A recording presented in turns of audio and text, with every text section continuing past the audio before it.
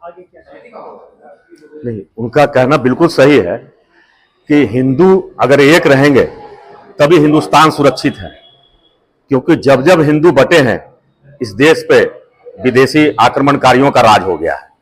तो हमें एक रहना इस देश की सुरक्षा के दृष्टिकोण से बहुत जरूरी है, क्योंकि हम अल्पसंख्यक समाज के लोग भी बहुसंख्यक समाज के छतरी के नीचे ही सुरक्षित हैं। और आप अल्पसंख्यक समाज से आते हैं, बीजेपी में बार बार ये आरोप लगता है कि सबसे ज्यादा जो शोषण है वो बीजेपी के राज में ही हो रहा है। इसमें क्या कहेंगे? नहीं, ऐसा कुछ नहीं है।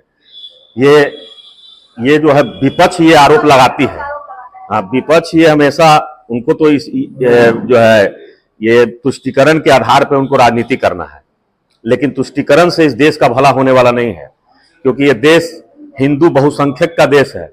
लेकिन आप इस देश में सुरक्षित हैं, अपने धर्म, अपने इबादतगाह, सब जगह आप अपने कार्य में पूरी तरह से निपुण होकर कर रहे हैं, उसमें कोई परेशानी नहीं हो रही है। तो ये हमारे हिंदू भाइयों की जो सोशल इंजीनियरिंग से लेके उनकी जो सोच है कि सबको साथ लेकर चलना और सबका साथ सबका विकास, ये नरेंद्र मोदी जी का नारा है, और उसी आधार पर इस देश का पूरा शासन और प्रशासन चलता है। इसमें हम धर्म आधार पर कोई निर्णय नहीं लेते हैं।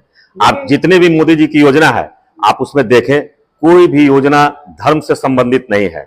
चाहे जनधन योजना है, जब आज जनधन खाते का आज 10वां वर्ष चल रहा है, कितना सफल रहा है ये। उसमें जो भी योजनाएं जो आम जनता के लिए बनी उसमें सभी को फायदा हुआ, उसमें धर्म के आधार पर तो कोई योजना बनी नहीं है। अगर मान लिया आयुष्मान कार्ड बन रहा है, उनके लाभुकों के खाते में डायरेक्ट पैसे ट्रांसफर हो रहे हैं, तो इसका बेनिफिट धर्म के आधार पर नहीं हो रहा है, ये सबों को बराबर जा रहा है। चाहे किसान निधि हो, जो भी योजनाएं हैं डायरेक्ट कैश ट्रांसफर हो रहा है, इसलिए उसका लाभ, इसमें धर्म के आधार पर कोई भी ना योजना बन रही है भारत सरकार में और ना उसका इंप्लीमेंट हो रहा है। जो भी हो रहा है वो सर्वदल सर्वभाव के हिसाब से है, समभाव के हिसाब से। मानते हैं कि राजनीति में जो भी राजनीति में पक्ष और विपक्ष जो आरोप की क्रेडिबिलिटी पर एक तरह से हमला है, क्योंकि उसका बाहरी दूर देशों में उनकी छवि खराब होती है। आज बांग्लादेश पाकिस्तान से अच्छे पोजीशन में चल रही थी, लेकिन एक घटना ने उनकी भी पोल खोलकर रख दी, और इसकी वजह से बाहर के दुनिया में उनका मैसेज बहुत गलत गया है, जो उनके लिए भविष्य में उनको काफी नुकसान इसका उठाना पड़ रहा है, और आर्थिक रूप से भी उनको काफी नुकसान होगा। अपना परिचय बता दीजिए सर। हरजीत सिंह, भारतीय जनता पार्टी अल्पसंख्यक मोर्चा। हिंदुस्तान की ताकत हिंदुत्व है, और हिंदू एक रहेगा तो हिंदुस्तान सुरक्षित रहेगा। ये सर्वविदित है और सारी दुनिया ये बात जानती है, और हम लोग का भी मानना है। और यहाँ के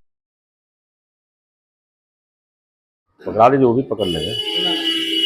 उत्तर प्रदेश के मुख्यमंत्री आदित्यनाथ ने एक बयान में कहा है बटेंगे तो कटेंगे।